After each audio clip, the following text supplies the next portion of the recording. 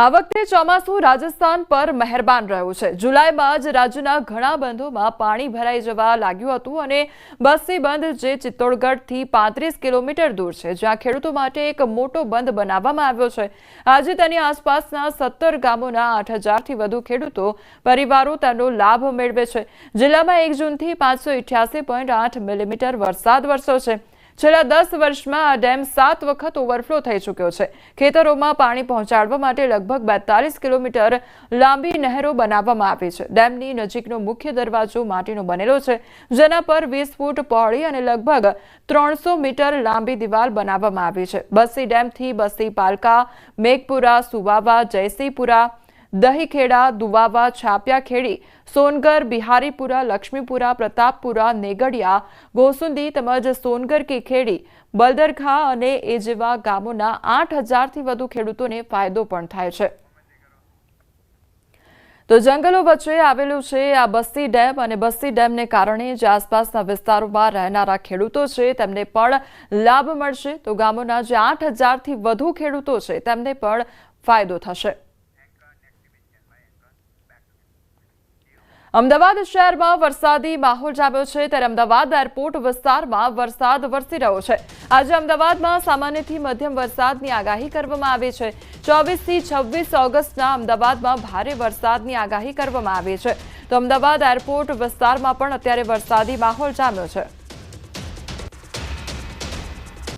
બે સિસ્ટમ સક્રિય છે અને તેના કારણે જ રાજ્યમાં વરસાદી માહોલ છે તે જામ્યો છે। ત્યારે અમદાવાદ શહેરમાં પણ વહેલી સવારથી કાળા ડિબાંગ વાદળો જોવા મળી રહ્યા હતા અને બપોર થતાની સાથે જ અત્યારે વરસાદ છે તે શરૂ થઈ ગયો છે। અમદાવાદના એરપોર્ટ વિસ્તારમાં અત્યારે વરસાદ છે તે શરૂ થતાની સાથે જ વાતાવરણમાં ઠંડક પ્રસરી છે, પરંતુ અમદાવાદ શહેરમાં આજે સામાન્યથી મધ્યમ વરસાદની આગાહી કરવામાં આવી છે। સાથે જ થંડરસ્ટોર્મ એક્ટિવિટીઝ છે તે પણ થશે અને તેના કારણે પવનની ગતિ પણ તેજ જોવા મળશે।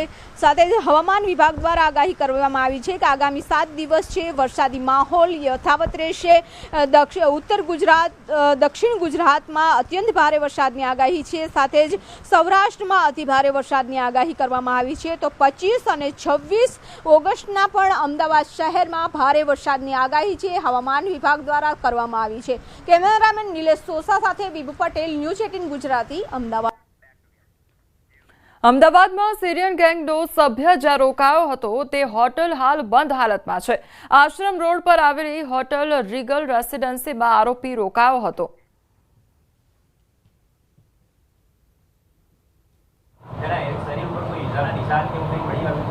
એના શરીર ઉપર ઈજાનો નિશાન તો છે, ગોળીઓનો પણ નિશાન છે, ગોળીની ઇન્જરીની, અને એના સાથે સાથે એના મોબાઈલમાં પેલેસ્તીનીય વિડીયોઝ પણ છે કે ત્યાં કેટલી બધી ભૂખમરી થઈ રહી છે, કેટલા આ લોકો પર ત્રાસ થઈ રહ્યા છે, અને એવા ટાઈપનો વિડીયો બતાવીને આ લોકો પાસેથી પૈસા માંગતા।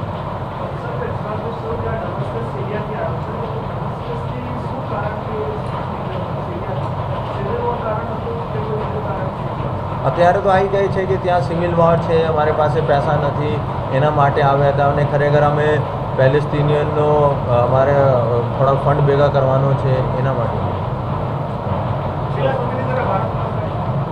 अब 22 जुलाई को भारत में एंटर होता है और 1 अगस्त को अहमदाबाद आता है।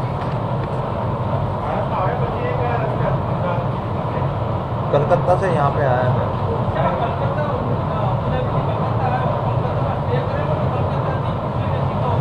ત્યાં સ્ટે કર્યો છે। અમે ટીમ ત્યાં મોકલી રહ્યા છે અને ત્યાં પણ તપાસ કરે છે।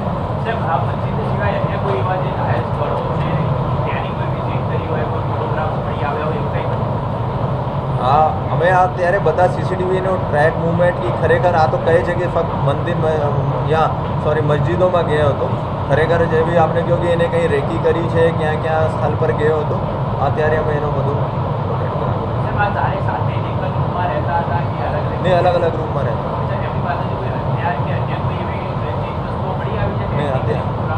નહીં અત્યારે આ ધ્યાન નથી મળ્યા, ફક્ત 2 મોબાઈલ મળ્યા છે।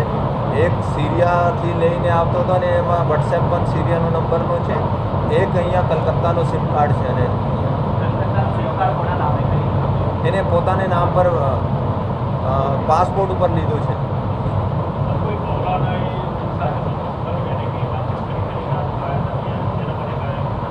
અત્યારે વધારે એની કલકત્તાનો તો નંબર જો લીધો છે એમાં વધારે કોલિંગ અને નથી, પરંતુ જો સિરિયાનો નંબર છે એનાથી વધારે આ લોકોનો કોલિંગ છે.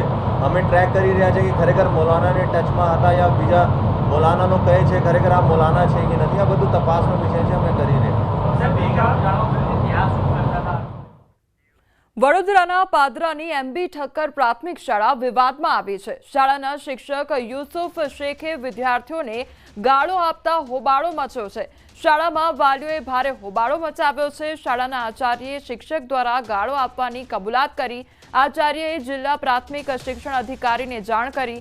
હાલ સમગ્ર મામલે શિક્ષણ વિભાગે તપાસ શરૂ કરી છે.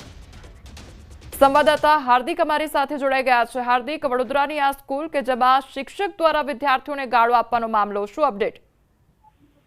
બિલકુલ, જો વડોદરા શહેર અને જિલ્લાની વાત કરીએ તો જિલ્લામાં જ્યારથી જિલ્લા પ્રાથમિક શિક્ષણાધિકારી મહેશ પાંડેએ ચાર્જ સંભાળ્યો છે અત્યારથી જે અનેક શાળાઓ છે તેઓ વારંવાર વિવાદમાં આવતી હોય છે. વિદ્યાર્થીઓ હોય કે પછી શિક્ષકો હોય તેઓ વિવાદમાં આવતા હોય છે.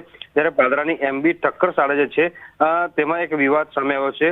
સરકારી પ્રાથમિક શાળાના શિક્ષક જે યુસુફ શેખ છે તેઓ ભાન ભૂલ્યા હોવાના આરોપ જે છે તેઓ વાલીઓ દ્વારા લગાવવામાં આવી રહ્યા છે. અને વાલીઓનું અને વિદ્યાર્થીઓને એમ કહેવું છે કે કોઈ કારણસર જે શિક્ષક છે યુસુફ શેખ તેઓ રોષે ભરાયા હતા અને ત્યારબાદ તેમના દ્વારા જે વિદ્યાર્થીઓ છે તેમને અપશબ્દો કહેવામાં આવ્યા હતા અને બીભત્સ ભાષાનો પ્રયોગ જે છે તે કરવામાં આવ્યો હતો. ત્યારે આ તમામ જે વિદ્યાર્થીઓ છે તેમના દ્વારા પોતપોતાના વાલીઓને સમગ્ર મામલે વાત કરવામાં આવી હતી અને આજે મોટી સંખ્યામાં વાલીઓ જે છે તેઓ શાળા ખાતે પહોંચ્યા હતા અને ત્યારબાદ વાલીઓએ પોતાનો રોષ વ્યક્ત કર્યો હતો. શાળાના આચાર્ય છે તેમના દ્વારા આખી જે ઘટના છે તેની કબૂલાત કરવામાં આવી હતી અને ત્યારબાદ આ સમગ્ર મામલાની જાણ જે છે તે જિલ્લા પ્રાથમિક શિક્ષણાધિકારીને કરવામાં આવી છે અને તેમના દ્વારા અત્યારે આખો ઘટનાક્રમ શું છે અને હકીકત શું છે તે દિશામાં તપાસ જે છે તે કરવામાં આવી રહી છે. જી હાર્દિક, સમગ્ર માહિતી બદલ આપનો આભાર.